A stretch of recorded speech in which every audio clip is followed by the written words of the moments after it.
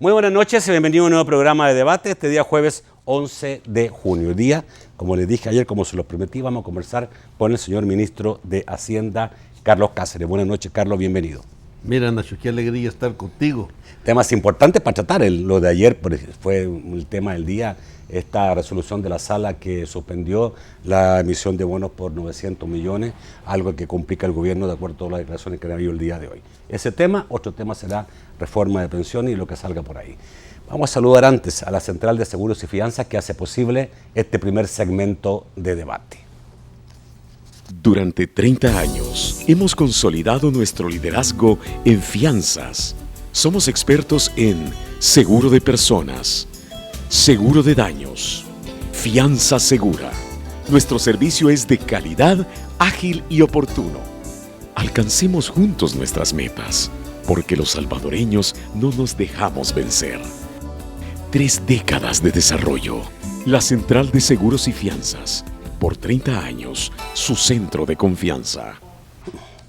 Bueno, no sé si fue, cómo cayó, como se puede decir, una bomba, algo esperado, inesperado, esta resolución de la sala que como medida cautelar, que aceptó la demanda en contra de la aprobación de este préstamo por 900 millones de dólares y que produjo una medida cautelar señalando que no se puede emitir bonos por esto hasta que haya una resolución en firme.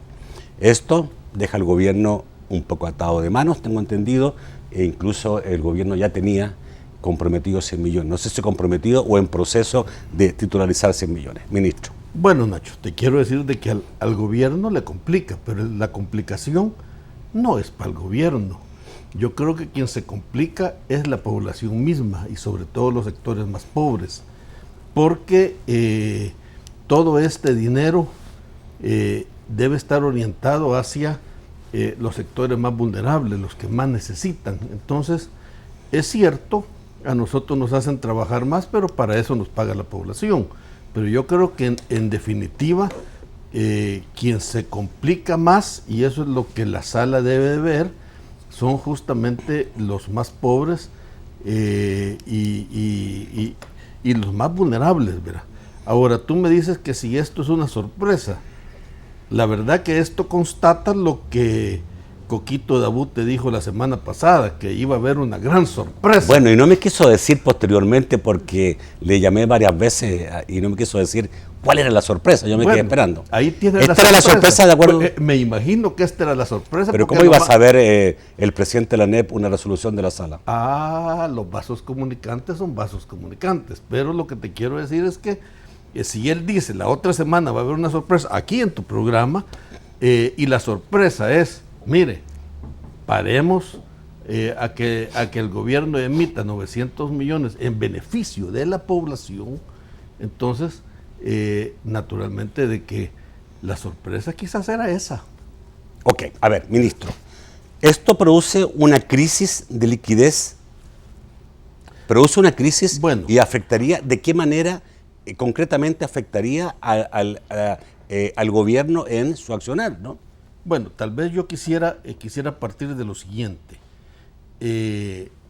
Todo este dinero que ahora se ha dejado de emitir y que estamos esperando que se resuelva lo antes posible, mira los destinos que tiene, porque yo creo que hay que ver a quién es que realmente está afectando esto. Así se lo explicamos a los diputados. Ayer oí a una de las diputadas que no sabía para qué era el dinero. Yo no sé si ella lo sabía o no. A ver, partamos entonces, ¿para qué era el dinero? Bueno, y si me puede explicar cuánto concretamente de esos 900 millones iba a gasto corriente. Bueno, lo que te quiero decir es que a gasto corriente no iba. Nada. Te quiero mencionar. Nada a gasto corriente. Para la Policía Nacional Civil, 96 millones. ¿Qué son 96 millones ahí? Hay necesidad de darle a la policía chalecos, armas, municiones, tecnología. Hay que cambiar el lote de vehículos que ya tiene 5 años. Eso se lo cambiamos en el año 2010. Y tú sabes que estos vehículos trabajan 24 horas del día. Y ahí se fueron los 96 millones para la policía. Hay también para mejorar un poco los salarios de la policía, ahora que ellos trabajan días completos y descansan días completos, era para mejorar las condiciones de vida de los policías. O sea que la policía debe saber que a ellos se les ha negado 96 millones para mejorarle la capacidad de trabajo. ¿Qué más? Porque esto representa 96 millones, te voy a el 12% del total. 13.8 millones que iban para el ramo de la defensa nacional, justamente para el pago, alimentación y otras cosas que necesitan los 6.500 efectivos de tropa que también colaboran con la Policía Nacional Civil en tareas de seguridad. O sea que hoy día, con esto que se ha quitado, se les ha dejado más libremente a la gente, ¿verdad? Te voy a seguir mencionando otras cosas. El caso, por ejemplo, del Instituto Nacional de los Deportes.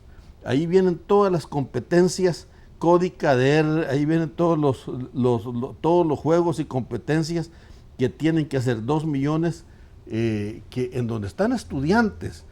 Todos estos juegos previenen la violencia.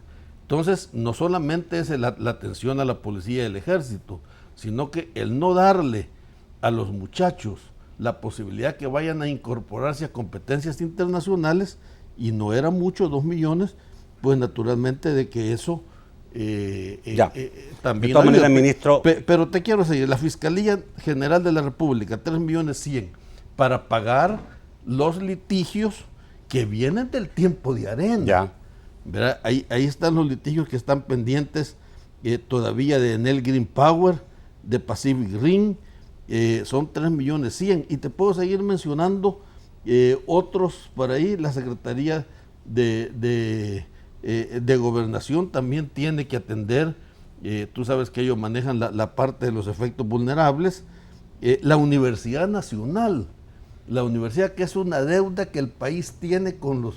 ¿Cuántos millones son para la Universidad de El Salvador? 3.5 millones. En total, esto que teníamos aquí eran 121 millones, esta lista. Y esto lo conocen los diputados, porque yo fui a la Comisión de Hacienda a mostrarles esto. Sí, pero de los 900 millones, ¿cuánto es gasto corriente? Bueno, es que me estás diciendo, esto no es gasto corriente, Nacho.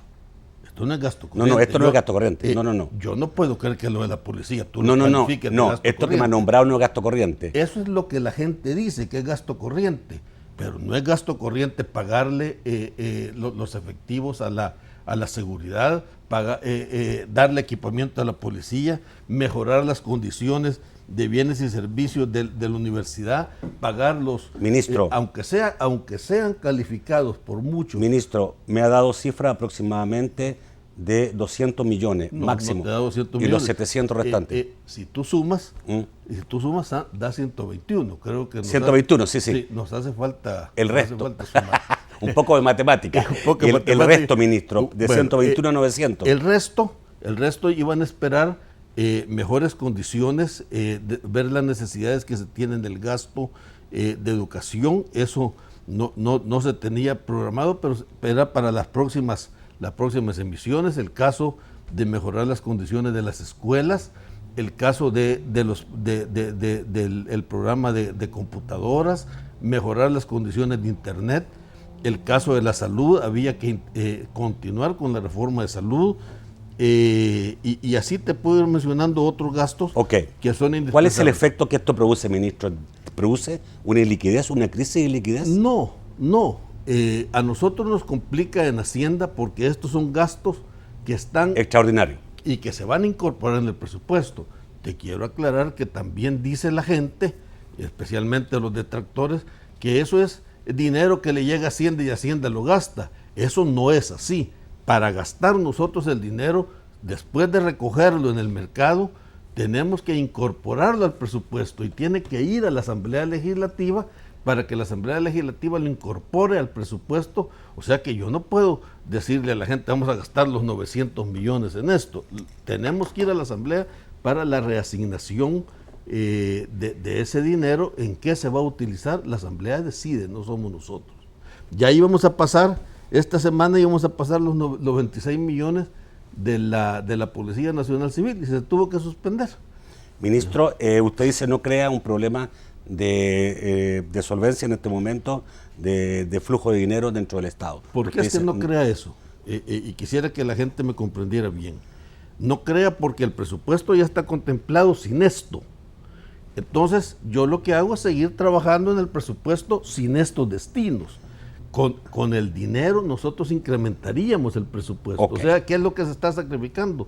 Los destinos que íbamos y que vamos a incorporar en el presupuesto de la nación. Y que tú ves que todo esto está orientado hacia los sectores que más necesitan, especialmente la seguridad nacional, que también favorece a los más grandes. ¿Verdad? Ok, ministro, ¿cómo vamos con la ejecución del presupuesto? No sé si tiene cifra de recaudación, en tu momento, de sí, ingresos. Sí, pero antes yo quisiera decirte lo siguiente, Nacho. A nosotros lo que nos preocupa un tanto la resolución de la Corte es lo siguiente. Nosotros hemos visualizado que el argumento que ellos utilizan para suspender el acto reclamado y admitir la demanda en el caso de los 900 millones es justamente que votan diputados suplentes. Y en esto te quiero decir que es el mismo argumento que también la Sala admitió una inconstitucionalidad sobre la reforma tributaria que se hizo el año pasado porque votaron 6 suplentes. La preocupación que me da es que si aquí, con el argumento de que votó un suplente, pararon el acto reclamado, la verdad es que de alguna manera me preocupa que vengan también y que se eche para atrás toda la reforma tributaria. Toda la reforma. Y así como están las cosas, Nacho, bien pudiera ser que también echaran para atrás todos los decretos que aprueba la Asamblea, porque en todos los decretos de la Asamblea hay suplentes. Entonces, lo que nos preocupa es que se ha generado una inseguridad en el manejo de las finanzas públicas muy grande. ¿Ha sido importante la reforma tributaria? Yo pienso que sí. Digamos en cifras, ¿cómo se puede cuantificar? Bueno, solo imagínate que el impuesto a las operaciones financieras, del cual ya hay una solicitud de inconstitucionalidad, estamos hablando de alrededor de 8 millones mensuales, o sea, estamos hablando de entre 100 y 110 millones al año. También la Corte ya declaró inconstitucional el pago del impuesto mínimo del 1% sobre los activos netos. Entonces, lo que nosotros vemos es que hay toda una reacción de parte de la Sala a ir coartando todo el desarrollo de las finanzas públicas y que el pueblo debe entender que no es al gobierno, no es al ministro de Hacienda, no es al presidente Sánchez Serén que le afecta. No, nos afecta en tanto vemos que no podemos cumplir con las obligaciones que la Constitución nos manda en el artículo 1 de la misma y que nos manda a atender las necesidades más básicas de toda la población. No atender a la población es un sacrificio bien grande que realmente como gobierno tenemos. Ahora en la mañana dio declaraciones del Gabinete Social y todos los medios han rescatado lo que se dijo y la verdad es que estaba el ministro de Educación con todos los proyectos que él quería tener, la ministra de Salud con todos los proyectos y que venían a ser financiados con la emisión de bonos. Es una cosa complicada para el gobierno porque vemos cómo se afecta a la población más pobre. Entonces, y vemos que todas las resoluciones no afectan a los grandes. No afectan a los grandes, no que afectan justamente a los más pobres. Okay. Eso nos preocupa. Vamos al corte, volvemos rápidamente. Vamos a hablar también rápidamente cómo está el estado de la finanza en este momento, sobre todo los ingresos y la ejecución del presupuesto, y luego iremos al tema que tiene mucho que ver con Hacienda, que es la reforma de pensiones. Ya volvemos.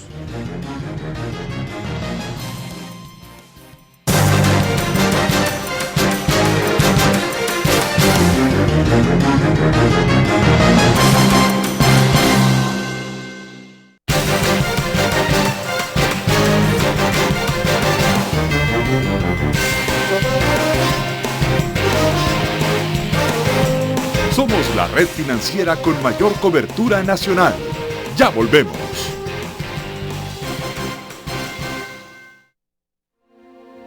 Hay un mundo más libre para usar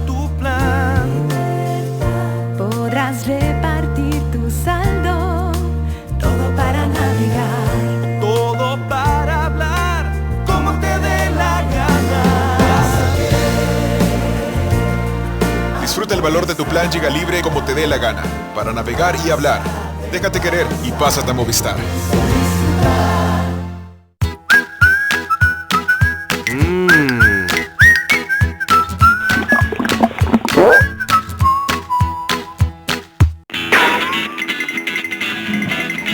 Que la diarrea no te arruine el momento. Contra la diarrea y los gases, Intestinomicina AD+. Fórmula única que controla la diarrea y además elimina los gases. Sigue tu vida con normalidad y vive feliz. Intestinomicina AD+. Duro contra la diarrea.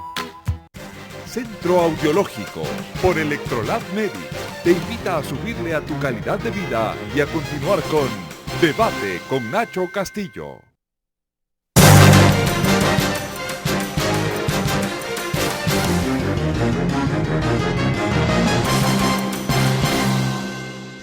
El segundo segmento de debate gracias a Banco Agrícola. Banco Agrícola, El Salvador cuenta con nosotros.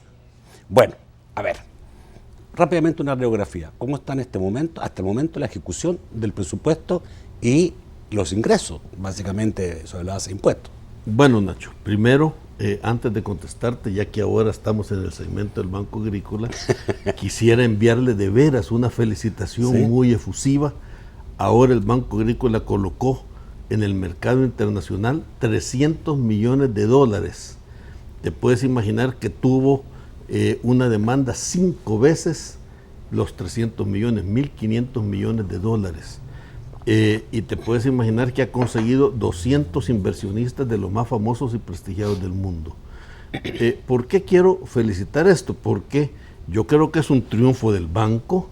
Creo que es un triunfo también de Bancolombia, pero también creo que es un triunfo del país.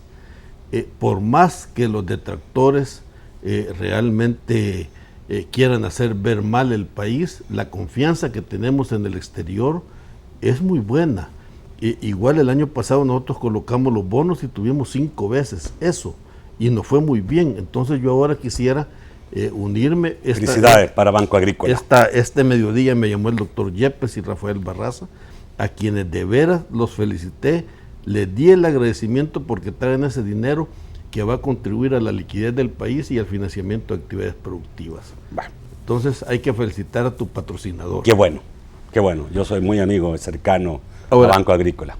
Ahora te quiero decir algo, fíjate que la verdad es que cuando me hacen la pregunta esa bien grande, ¿y cómo andan las finanzas públicas? Yo les digo, sí, las finanzas públicas son complicadas día a día, pero de alguna manera todas aquellas cosas que los enemigos del gobierno dicen, ya va a quebrar, pues dice, ya va en el precipicio, dice Alvarito Trigueros, es que vamos en un precipicio.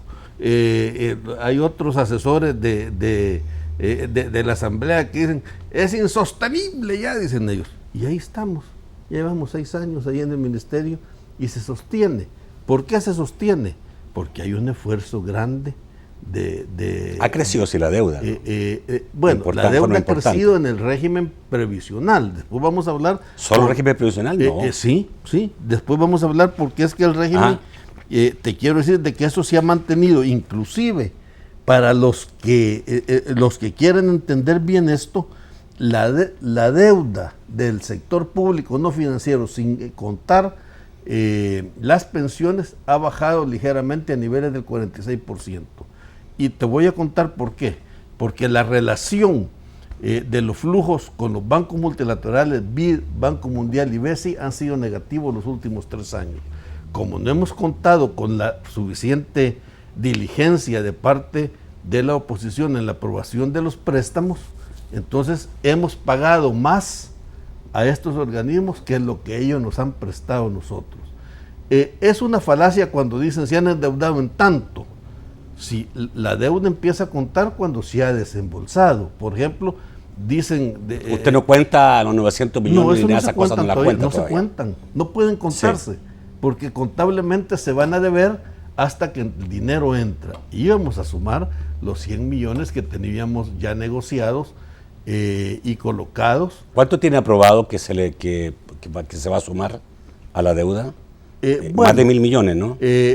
Los 900 millones que están ahora esperando una resolución del cual todos los partidos políticos le han pedido a la Corte que realmente dé un pensamiento. Ayer unos abogados que tuvo un canal diferente al tuyo en la noche les decía que esto no podía ser un laboratorio jurídico, ¿verdad? Y que había que dar alguna certeza de ello.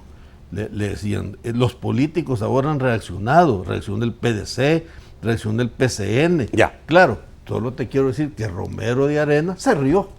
O sea que está en la conjunción de lo mismo. Ministro, para no quedarme lo mismo, ¿cómo están los ingresos del gobierno? Bueno, te quiero decir de que al 31 de mayo llevábamos 24.8 millones más que el año pasado. O sea, hemos crecido... ¿Esto es producto de todo ingreso? Este es un producto... ¿Es un total de ingresos eso? Este es el total de ingresos. Ya. Y hemos crecido en un 28. Hemos crecido en 25 millones. 25 millones. Esto se debe justamente a que... ¿A la reforma tributaria? Creo que sí, aumentamos los ingresos por el impuesto a las operaciones financieras y disminuimos 31 millones por la declaratoria de inconstitucionalidad que dio la sala misma al impuesto mínimo. Solo te quiero contar que después de la publicación que hicimos, que tiene base legal, han llegado a pagar 5.126 medianos, la mayoría son medianos y pequeños contribuyentes, y han pagado desde que se publicó para acá, desde el 7 de mayo, 11.7 millones. ¿De un total de? No, esto es lo que llegaron de... Sí, pero son de 150 millones parece. De gente que estaba en las listas. Correcto, pero del total de pago, ¿cuánto es? Bueno, el total eran 300 y tantos millones entre todas las listas. Pero mira, este es un éxito que la gente al ver que realmente tiene la posibilidad de volver a salir... Se asustaron. Se asustan y vuelven a salir. Claro, el grande nos asusta, parece. El grande no se asusta porque está acostumbrado a ello. Y lejos de eso, dice que nos va a demandar. Ministro, de sus palabras se deriva que usted los trata de morosos. No los trata a ellos de que están en un proceso de apelación. No. Yo creo que... Dice que están acostumbrados a eso. Esa es la interpretación que ellos mismos se hacen. Ajá. Yo no hago eso. Pero yo eso digo, pareciera que... No, yo digo que publicamos, Nacho, 6 listas, de la cual una es la de morosos. Los otros, tal como dice el artículo 277A, lo que publicamos es qué se les reclama, los extractos de cada uno. Y yo invito a todos aquellos curiosos, estudiosos, aquellos que vean qué es lo que se les reclama, a quién y qué es lo que... Creo que hay una medida también, un amparo ante la Corte. También han pedido, si es que ellos piden... O sea, parece que va a seguir, digamos, usted espadeando con la sala. Ministro... No, yo no espadeo con la sala, sala espadea con la población más pobre. Yo no espadeo con ellos. Ya. Quiero entrar al tema pensiones, que es un tema que está muy fuerte y que obviamente creo que la población debe entender lo mejor posible este tema por la importancia que tiene. Usted decía, la deuda básicamente es un problema de pensiones. Obviamente hay una deuda que se sabía que el país le iba a tener por estos años y que iba a crecer por estos años. Eso estaba claro. Ahora, ¿por qué no hay propuesta del gobierno en este tema de pensiones si esto se está ya analizando y discutiendo hace 3 años? ¿Por qué usted dijo un par de días atrás, no tenemos propuesta todavía? ¿Por qué? Bueno, te quiero decir de que ya se formó las comisiones que van a estudiar, yo no diría las propuestas, sino que... Hay propuestas, yo tengo entendido que hay propuestas. Sí, hay en sí algunas ideas. ¿Ideas o propuestas digamos, el Ministerio de Hacienda tiene Se sabe de afuera que hay 2 propuestas. Una suya y una la Superintendencia del Sistema Financiero. Yo diría que y que la suya es la más dura, dicen. Yo diría que son complementarias. ¿Sí? Yo diría que son complementarias. Lo que te quiero decir es que la preocupación de las pensiones, ¿cuál es, Nacho?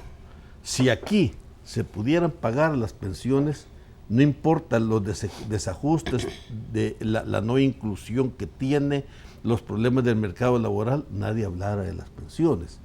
El problema es que las pensiones... de alguna manera es complicado pagarlas, pero te quiero explicar en toda parte del mundo, es una realidad en cualquier parte del mundo. Pero te quiero explicar por qué. Cuando se privatizó en el año 1996, se le dejaron al Estado cargas que debieron haberlas absorbido aquellos que se fueron al sector privado. Por ejemplo, si tú te ibas al sector privado, ¿qué obligación tiene el Estado de estarte pagando cuando se te termina tu recurso, tus ahorros?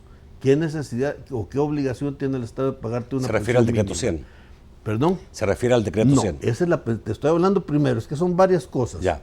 Y quisiera que me dejaras para que la población entienda bien. Primero le dejaron la obligación de que el Estado pague la pensión mínima cuando los ingresos de esto van a las AFP y las AFP cobran comisión a pesar que la pensión mínima la pague el Estado. Y estamos hablando que la pensión mínima va al 78% de los cotizantes que tienen las AFP en su sector privado. De ahí de eso, ¿qué sucedió? Viene el decreto 1217, que se dan cuenta que fue un engaño lo que se les ofreció en términos de rentabilidad. Cuando se dolarizó bajó la rentabilidad del 13% al 6%, antes que entráramos nosotros al gobierno, en tiempo de Tony Saca. Y eso hicieron que Paco Flores le regalara un certificado complementario a cotizantes del sector privado, no son del sector público, son del sector privado. Y el decreto 100 fue de veras el mejor regalo que el presidente Saca les hizo a 130,000 cotizantes del sector privado. Solo ese costó $7,500 millones. Entonces, ¿cuál es el problema? El problema es que todas estas transformaciones de base, más lo que ha seguido siendo, le dan la obligación al Estado de pagar, de pagar circunstancias que son propias, que debe pagar el sector privado, con los ahorros que ellos en sí tienen. Y ahí el problema es que volvemos al mismo caso, ¿verdad? Perdón, ministro, ¿cómo va a pagar el sector privado si son cuentas individuales? O sea, ¿cómo? Bueno, el sector privado. A mí no me puede tocar un peso de mi cuenta individual. Y si me la toca, voy a la sala constitucional, rápido. Claro, la gente va a ir. Obvio. Lo que te quiero decir es que si tú estás en la AFP privado, estás en el sector privado. No tiene el Estado por qué regalarte nada.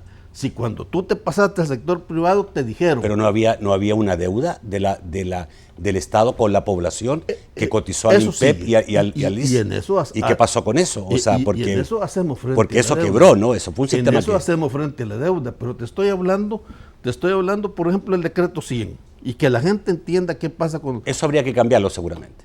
No lo sé. Si ya. Tú estás proponiendo eso, sería no. lo hicieras. Bueno, no me diga que no lo han pensado el gobierno. Ministro, voy a un corte para que nos quede más completamente el próximo bloque para hablar de este tema.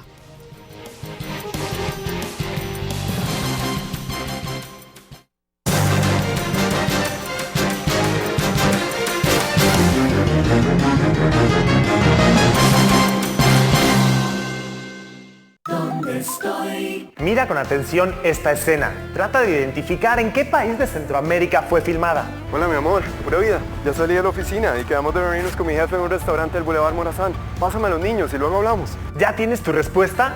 Este comercial fue filmado en Honduras, pero a Carlos de Costa Rica le da lo mismo, porque con su plan postpago de Claro puede hablar, mensajear y navegar desde y hacia cualquier país de Centroamérica con su misma tarifa local. Borra las fronteras de tu mente. Pásate a Claro. Claro que sí. Desde que llegamos, más de lo que esperas no fue una frase más. Fue entender que necesitabas crecer más allá de El Salvador. Fue seguir confiando en ti y brindarte herramientas para seguir creciendo. Para que manejes todo desde aquí, como si estuvieras allá. Más de lo que esperas. Hoy son 9 países que operan como uno solo. Somos Banco Promérica y seguiremos dándote más de lo que esperas. Centro Audiológico por Electrolab Medic te invita a subirle a tu calidad de vida y a continuar con Debate con Nacho Castillo.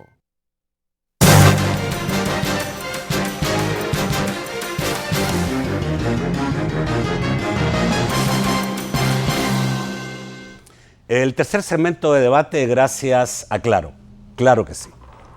¿Dónde estoy? Mira con atención esta escena. Trata de identificar en qué país de Centroamérica fue filmada. Me regaló 2 pupusas de queso y una de chicharrón. Y no se le olvidó mi horchata, ¿verdad? ¿Ya tienes tu respuesta? Este comercial fue filmado en Panamá.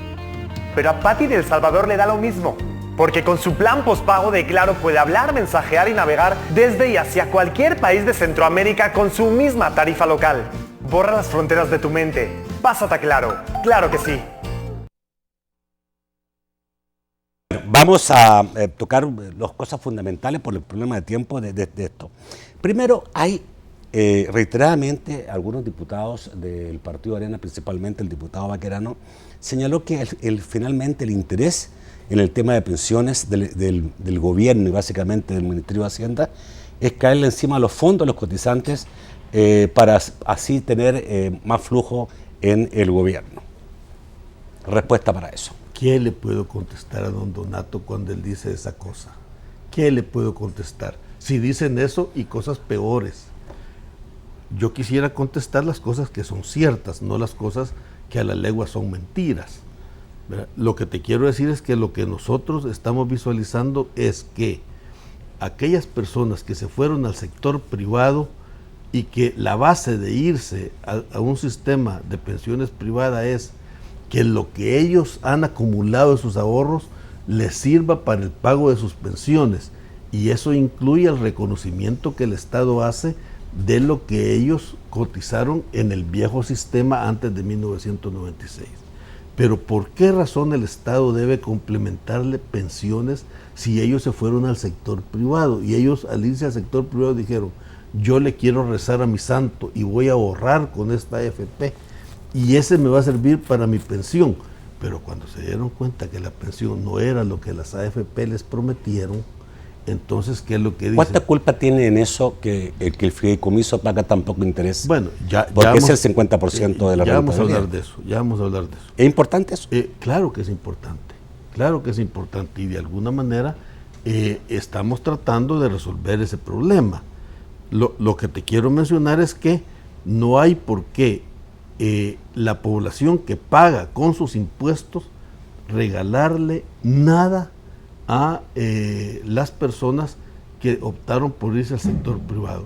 El Estado debe contribuir a pagar una pensión a aquellos que no tienen afiliación al sistema de pensiones, y eso estamos hablando de las pensiones no contributivas. Ahí sí tenemos obligación. Okay. Usted dice, digamos, no hay ningún interés de Hacienda por tomar ese dinero ni utilizarlo para mejorar las condiciones de balance del gobierno. Pero ¿qué quiere decir cuando usted habla de readecuación de flujos? Bueno, lo que quiero decir es una cosa, que si, por ejemplo, ese 78% que solo va a tener derecho a la pensión mínima, ¿por qué razón le cotiza ese dinero a las AFPs? Y si las AFPs jamás le van a dar una pensión a ellos, jamás, y ganan comisión por ello las AFP, pero es más, ni siquiera el 78 va a tener derecho a pensión.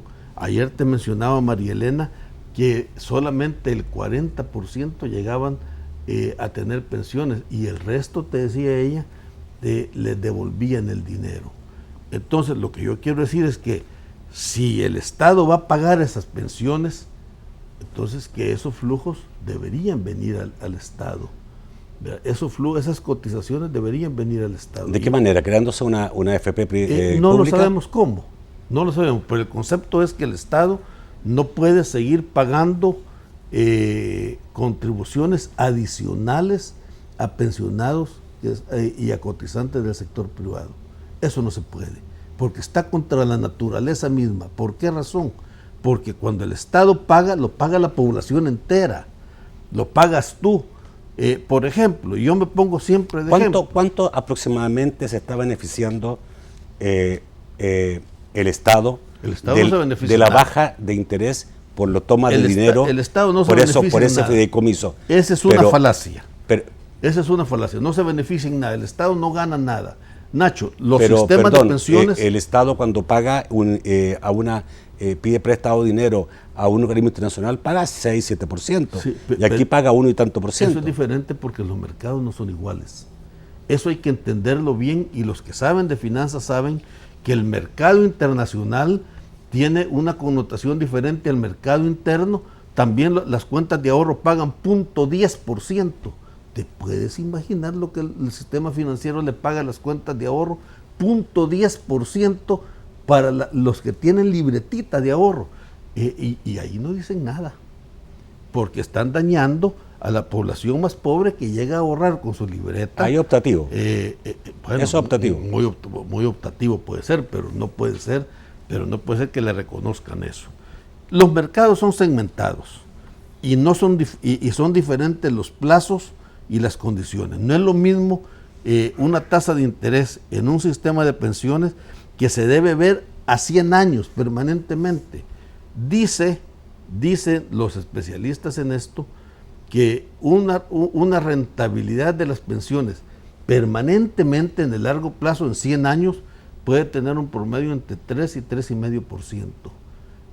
Eso significa que hay periodos de esos años que van a devengar menos, y eso significa que hay periodos que van a devengar más.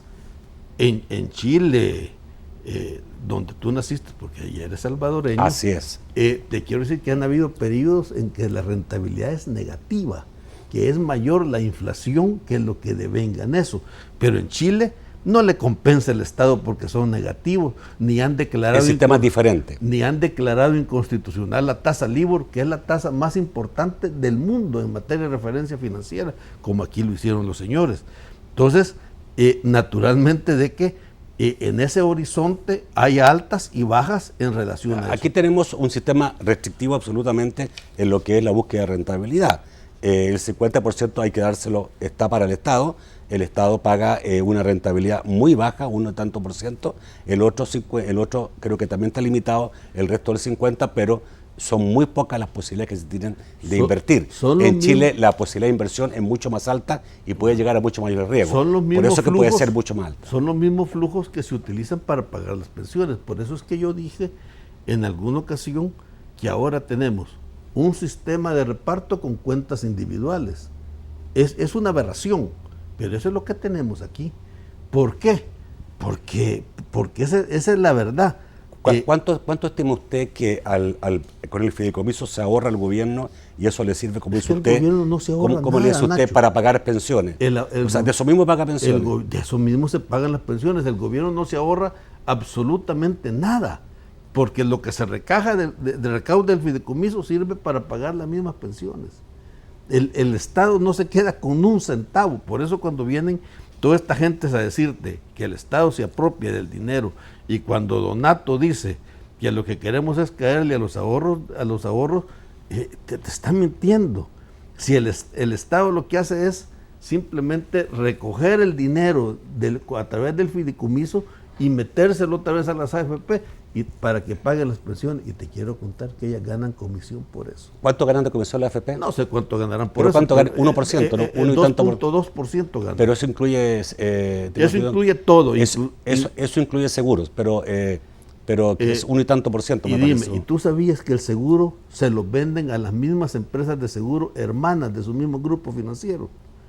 Es que eso hay que ver también. Y ahí hay una traslación de utilidades de los fondos de pensión, de los ahorros de los trabajadores a utilidades. Yo pregunté hoy día por eso a una AFP y me dijeron, todo eso está supervisado por la Superintendencia del Sistema Financiero, y estas transacciones fueron supervisadas por el sistema financiero, que es el Estado, que es el Inclusive gobierno. hay bypass. Muchas aseguradoras contratan el seguro con una empresa que no está vinculada y estas a su vez derivan los riesgos hacia las que tienen, y ahí se comparten las utilidades. Ministro, ¿qué puntos fundamentales a su juicio debe tener esta reforma de pensiones? Bueno, lo principal es que las pensiones sean sostenibles y sean sostenibles en el tiempo. O sea, reparto, ¿no? No te sé decir, independientemente que sea reparto, que sea capitalización y que sea mixto, deben haber suficientes recursos para pagar las pensiones por sí solas. Y el Estado no debe de meter las manos ahí, ni está pensándose en eso. Eso significa que no importa que esté en un sistema de reparto, debe estar equilibrado los flujos. Eso significa que esté en un sistema mixto, los flujos deben ser equilibrados. Y si está en un sistema privado, deben ser equilibrados. Pero ¿qué sucede? Ahora en el sector privado tan desequilibrado que el Estado tiene que pagar de los impuestos de la población en lugar de dedicarlos a actividades que son de beneficio para la gente pobre, debe pagar debe pagar los complementos de las pensiones que nos regaló el Ministro, presidente. cuando usted dice el Estado no debe meter mano, ¿significa que usted sigue pensando que esto debe ser privado, el sistema? Si el Estado privado puede salir con sus obligaciones propias y tiene una sostenibilidad, lo que implica que sus ingresos menos sus gastos es cero, yo no tengo ningún problema para que ¿Concuerda suceda. usted con lo que muchos han dicho de que el sistema anterior quebró Sí. y quebró por la manipulación política que se hace de cuando se cotiza, digamos, y eso va a las cuentas del Estado general y al final, digamos, ¿cierto? Bueno, el Estado, ¿por qué quebró el sistema antiguo? Primero vamos a hablar de las cosas buenas y después lo malo. Porque cotizaban 3% y 3% y daban pensiones de 80%. equivalentes del 80%. Entonces, eso, cuando empiezan los sistemas que no hay jubilados, todo camina bien porque todos estamos activos. Pero cuando empiezan a jubilarse más, naturalmente que ese 3% no alcanza. ¿Qué se debió haber hecho en ese sistema? Volver equilibrado y sostenible, lo que yo te digo ahora, que los ingresos en ese sector público hubieran sido idénticos, iguales al pago que tenía el sistema, independientemente que comparto con ellos. Los gobiernos de esa época echaron mal uso de los recursos como pudieron, ¿verdad? Como pudieron, pero independientemente de eso, te quiero decir que lo que quedó del sistema público, ese déficit de 7,000 millones de dólares que quedó, es lo que el Estado debe hacer frente, y eso sí, el Estado está dispuesto a hacer ¿Quedaron frente. 7,000 millones de dólares? Es la deuda previsional que quedó el día que privatizaron. Pero no estaba el dinero. Y no estaba. Pero no estaba el dinero. No estaba el dinero. Ya. Pero también no se debe pagar de un solo. Ok. Se paga durante el Ministro, tiempo de la ¿alguna vigencia. otra cosa fundamental que usted estima que debe tener esta Yo creo reforma? que eso es lo... bueno. Responsabilidad de usted. Además de eso, te quiero decir que deben arreglar las distorsiones del mercado laboral, que está extremadamente distorsionado. Y ese no es el sistema de pensiones el que solo va a arreglarlo, lo tiene que contribuir el crecimiento económico, porque genera empleos dignos, y al generar empleos dignos hay una mayor inclusión, y al haber una mayor inclusión el sistema es más próspero. O sea que es bien importante que eso. Pero también deben acomodarse todas aquellas circunstancias que condicionan las pensiones a las contribuciones que hace cada quien con las pensiones que recibe cada quien. Ok, o sea, yo diría responsabilidad. El problema de las pensiones tiene tres componentes. Uno, la política provisional, que es la política laboral, que muy bien te lo explica María Elena ayer, ella es especialista en eso. Sí, claro. El otro tema es el que te dice la superintendencia, que la superintendencia solamente debe ver que el sistema funcione actuarialmente bien, que los flujos sean bien conservados, que la ley del sistema de pensiones funcione, y no tiene otra función más que vigilar que las cosas funcionen. Te quiero recordar que también ayer lo mencionó, no sé quién, si Francisco Bertrán lo mencionó, que el sistema anterior público no tenía ningún control. Y la tercer elemento que es importante es que haya para pagarlos. Y las deudas que tienen cargando al Estado por obligaciones de cotizantes del sector privado es lo que nos tiene así. Quizá, digamos, ese mayor control debe establecerse en la continuación de las cuentas individuales de cada persona, ¿no? Yo pienso que sí. Ya. Vamos al corte, volvemos rápidamente con sus comentarios y preguntas para el señor ministro de Hacienda.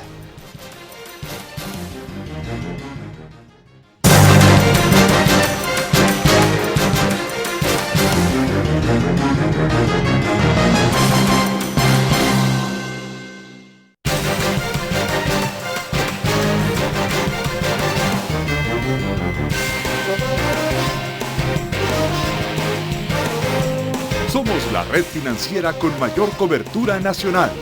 Ya volvemos. Durante 30 años hemos consolidado nuestro liderazgo en fianzas. Somos expertos en seguro de personas, seguro de daños, fianza segura. Nuestro servicio es de calidad, ágil y oportuno. Alcancemos juntos nuestras metas, porque los salvadoreños no nos dejamos vencer. 3 décadas de desarrollo. La Central de Seguros y Fianzas. Por 30 años, su centro de confianza.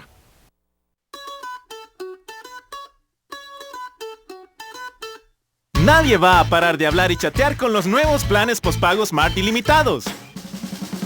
Ahora con tus planes postpago podés llamar y chatear todo lo que querrás. Escoge si es ilimitado de Tigo a Tigo o ilimitado a todas las redes, Estados Unidos y Canadá. Y además tenés la misma tarifa para llamar y chatear en Guatemala y Honduras, como si estuvieras aquí. Pásate ya a la mejor red para tu smartphone. Sigue tu vida con normalidad y vive feliz con Intestinomicina AD+, que te invita a continuar en sintonía de Debate con Nacho Castillo.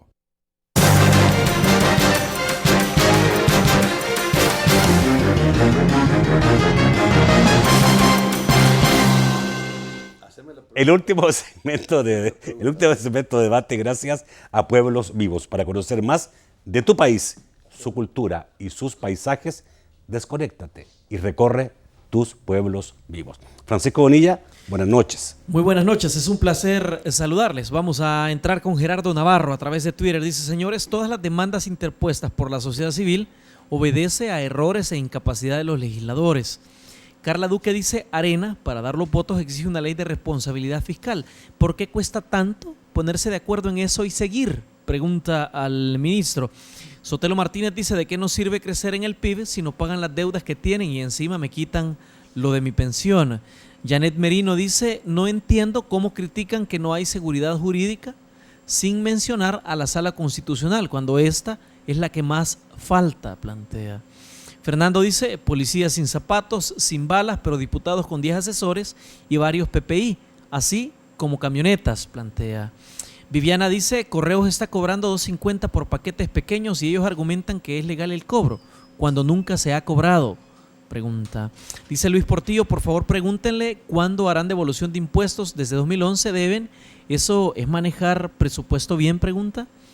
Raúl Ulises Cornejo: pregúntele al señor Cáceres sobre la base legal y el estudio que hizo Correos El Salvador para establecer el nuevo cobro. Miguel Pineda dice que nos diga el ministro si él apoyaría un sistema de pensiones mixto y qué tipo de pensión es mejor para los jóvenes. Fidel Medrano dice: al mes, ¿cuánto recaudaría el gobierno si le cobraran impuestos al sector informal, pupuserías, tiendas, etcétera, que no pagan? David Trinidad dice: tanto los gobiernos anteriores y este hicieron y hacen lo mismo, los intereses particulares y políticos son primero. Michel Portillo dice: personalmente creo que la Sala de lo Constitucional ya se unió a FUSADES, ANEP y FUNDE y Conexos. Es una posición mala porque las finanzas del país o de país, plantea. Andy Castaneda dice: cuando se crearon las AFP, los antiguos cotizantes al sistema público, no es cierto que fueron pasados por voluntad propia. Marcos Díaz dice: ¿elegimos los suplentes de los diputados? ¿Le parece al ministro que los presupuestos los aprueben gente que no se eligió? Vamos al estudio para las respuestas. Ok, ministro. Bueno, Nacho, primero quiero detenerme en el tema que dicen que las demandas en la sala son errores de los legisladores. Yo lo que te quiero comentar y que la población comprenda es que no nos consultan a nosotros que somos interesados, porque la ley no nos da la categoría de legítimo contendiente en los juicios de la sala de lo constitucional. Esto significa, si nosotros mandamos como ejecutivo un proyecto de ley, la Asamblea Legislativa lo aprueba y al declararlo inconstitucional no nos consultan a nosotros que somos los que realmente somos expertos en esto. Entonces yo siempre les he comentado en público a los magistrados que oigan al Ministerio de Hacienda y al Ejecutivo, porque somos nosotros los que tenemos... ¿Y qué le han respondido a los magistrados? Porque me imagino que ellos... Que la ley de procedimientos constitucionales no es a nosotros que declaran la inconstitucionalidad, sino que es a los diputados porque ellos la aprueban. Pero yo creo que eso está bien, pero mejor deberían comprender el tema desde el punto de vista del Ejecutivo. ¿Se puede hacer eso? Si ellos tienen que ver la ley nada más. No lo prohíbe la ley. No lo prohíbe. ¿Usted dice que puede hacer salvedades ellos? A mí me encantaría ir y conversar con ellos en estrada, como le llaman, sobre las circunstancias que dieron lugar a las condiciones fiscales, las necesidades que se dan, ¿verdad? Y sobre todo el por qué se hizo una propuesta de esa naturaleza. Además te quiero decir algo. las leyes tributarias han cambiado muchísimo. Yo he vivido los últimos 5 años y son diferentes. Y creo que los magistrados que han avanzado mucho en derecho constitucional, dicen ellos, en materia de la interpretación del código, de los códigos tributarios y las nuevas doctrinas que están en el mundo entero, creo que ahí se han quedado a analizar el muy tenor de la ley. Y yo creo que deben incorporar el bien común, el destino de los fondos, los proyectos que se financian, etcétera, etcétera. Creo que así como ven los derechos del ciudadano, también deberían ver, ministro, que eso va a los derechos de los ciudadanos. Es interesante, pero le digo una cosa, mi entender es que ellos no están para eso, ellos están para interpretar la Constitución. Pero interpretan la Constitución inclusive van más allá de lo dicen los juristas. Yo no soy abogado, que no vayan a decir que yo estoy tratando de hacer cosas legales, pero dicen los abogados, inclusive los de ayer, de que de alguna manera ellos interpretan la Constitución y cambian inclusive las reglas del juego de la Constitución. Bueno, vamos a hacer un programa sobre interpretación de la sala. Sí, la ley de responsabilidad fiscal está en camino. Ahí va. ¿Por qué ha costado tanto? Bueno, cuesta. ¿No es normal que haya una ley de responsabilidad? ¿Cómo no? ¿O no? Y te quiero decir... ¿O lo considera usted una camisa de fuerza? No la considero que es una camisa de fuerza, que el Ejecutivo, a propuesta del Ministerio de Hacienda, es que está la ley ahí en la Asamblea Legislativa. O sea que yo no le tengo... Si yo sintiera que es una camisa de fuerza para mí, yo no la habría propuesto. Yo la propuse porque de alguna manera da certidumbre al manejo de las finanzas públicas. Y las finanzas públicas es la economía de la familia salvadoreña. Pero entonces ellos necesitan saber qué es. El tema de la PNC, naturalmente ya vimos que el dinero iba para la PNC, ¿verdad? Las devoluciones desde el 2011, yo les sugiero, nosotros examinamos exhaustivamente las devoluciones más altas. Entonces yo le sugiero a este señor que preguntó que vaya y que revise su declaración desde el 2011. Si está en buen estado se le va a dar, pero generalmente ellos quieren y tienen errores como que ponen los gastos de médicos, los gastos de educación automáticamente sin ni siquiera poderlos constatar, y a ese nivel sí los comprobamos. Que si yo apoyaría un sistema mixto, yo lo que apruebo es que sea sostenible y que sea equilibrado cualquier sistema de pensiones. No importa cuál sea. Yo no tengo prejuicios para decir que porque en la época de anterior se obró mal, ahora yo no tengo ningún prejuicio. Yo creo que se puede obrar bien, pero no ese es el caso. El caso es que los sistemas de pensiones, cualquiera que fuese, deben ser equilibrados y deben suplir los objetivos laborales. El sector informal, hay 3 sectores informales. El sector informal de la calle, la gente que vende plátanos, papel higiénico, ropa, eso en carretillas, ese no lo puede identificar nada porque no tiene lugar fijo. Ministro, le hago una pregunta que yo me he hecho muchas veces. Cuando uno pasa, hay veces por una esquina determinada, que hay varias esquinas en San Salvador, donde se encuentra que hay ahí 20 muchachos o vendedores de calle, como usted dice, pero están vendiendo productos que no valen $5, valen más que eso. Y obviamente todos venden el mismo producto. Ahí, sin duda, hay un distribuidor grande, ahora, ¿ya? Que entrega a todos los vendedores, que tiene, digamos, puede tener 200 empleados. Yo siempre me he preguntado... No se persigue, claro que porque sí. Ahí hay contrabando. Claro que sí, y no solo pero es se persigue eso, porque eso se ve mucho. No solo es contrabando, Nacho. Yo me pregunto por qué aquí no hay esas rebajas que liquidan todos los inventarios en tiendas, almacenes. No, pero me refiero... No, déjame terminar la idea. Sí. ¿Por qué razones que no hay esas rebajas aquí? ¿Y qué hacen con los saldos? Los saldos de ropa, los saldos de lata, los saldos que sobran. ¿Qué hacen? Lo derivan, lo deben derivar seguramente a la calle. Lo deben derivar. ¿Usted cree que los grandes almacenes derivan eso a la calle? No, yo no he dicho eso. Lo que yo te quiero decir es que aquel que tiene un saldo no lo liquida como se liquida en Estados Unidos. ¿Y cómo controla eso el Ministerio de Hacienda? Bueno, tratamos de controlarlo, pero te quiero decir, inclusive hay un impuesto indirecto que le hemos puesto, que es el impuesto a las operaciones financieras, manejo de la liquidez. Y eso nos hace ser que los grandes informales paguen impuesto cada vez, porque manejan el efectivo cuando van a los bancos a meterlo y a sacarlo. ¿Cuántos grandes informales tenemos ya?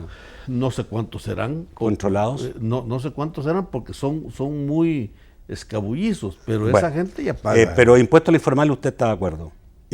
Al informal grande, al informal chiquito, creo que eso se gana la vida ahí vendiendo plátanos, papel higiénico. Pero muchas veces ese informal chico gana más que un empleado del Estado o un empleado cualquiera que paga sus impuestos. Si no se ganara la vida ahí, fuera marero, o fuera delincuente. O sea que tienen alguna, a su juicio, alguna razón. Yo pienso que al que hay que perseguir es al grande. Y las alcaldías deben perseguir al mediano que tiene una ubicación fija. Ese lo deben, porque solo ellos conocen dónde está el barbero, dónde está la tienda, dónde está la pequeña farmacia. Solo las alcaldías pueden conocer eso. Ok. Gracias, ministro. Se nos fue el tiempo allá, ¿no? 2 minutos. Alguien dijo por ahí, sí, pero los diputados suplentes no son elegidos. Bueno. Y usted los defiende. No, yo no los defiendo. También te quiero decir que no está definido si los elige la gente o no. Lo que te quiero decir que históricamente los diputados suplentes son incorporados al proceso legislativo. Y hay una sentencia del año, creo que el año 96, que dice que los suplentes deben funcionar en la forma como están funcionando.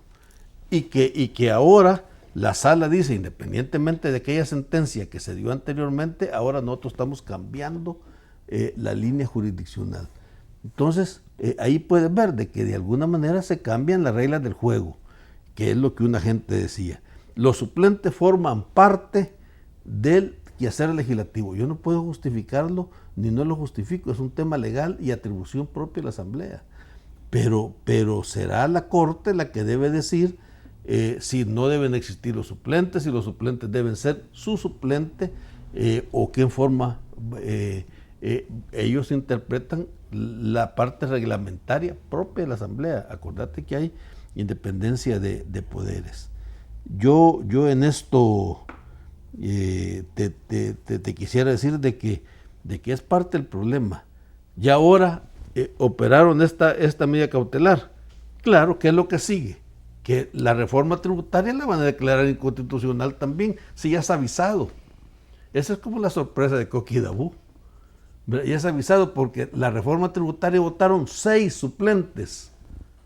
Y el doctor Borgo y todos esos señores que antes gozaron de los beneficios del poder, ahora están queriendo arreglar lo que ellos no hicieron en su momento oportuno. Y ahí lo vemos, lo vemos. Bueno, vamos a preguntarle a Coqui Dabú si era eso lo que él quiso decir en este programa. Yo también me quedé con la duda, le llamé al día después, pero no me podía decir, obviamente.